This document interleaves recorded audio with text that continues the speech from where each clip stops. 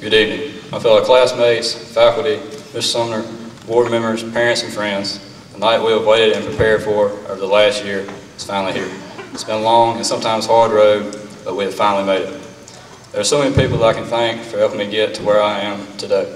My family, who was always there for me, my friends who were there to support me, and in my case, the doctors and nurses who took care of me while I was in the hospital.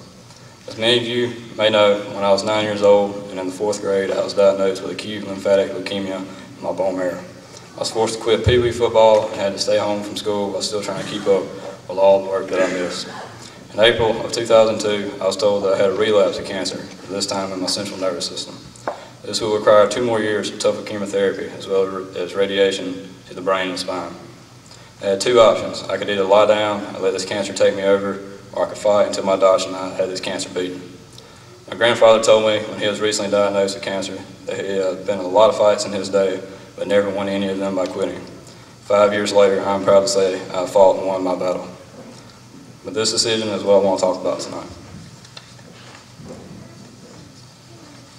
Fighting this disease wasn't easy. Some days I wondered how I could keep going on to the next day. Some days I even wondered would I make it to the next day.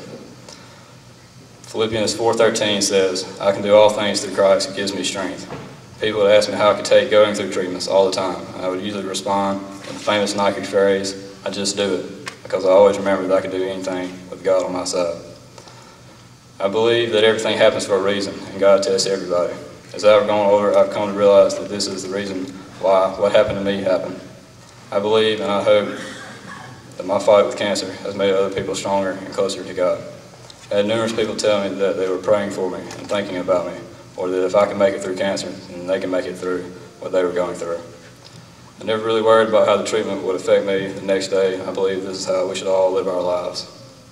My family was going through a tough time not too long ago, and I was at work when a lady told me to read Matthew 6:25 through 34. I went home and read it that night, and it basically says, do not worry about tomorrow or the next day. Verse 31 reads, therefore, do not worry, saying, what will we eat or what will we wear? And verses 33 through 34 read, but strive first for the kingdom of God and his righteousness, and all these things will be given to you as well. So do not worry about tomorrow, for tomorrow will bring worries of its own.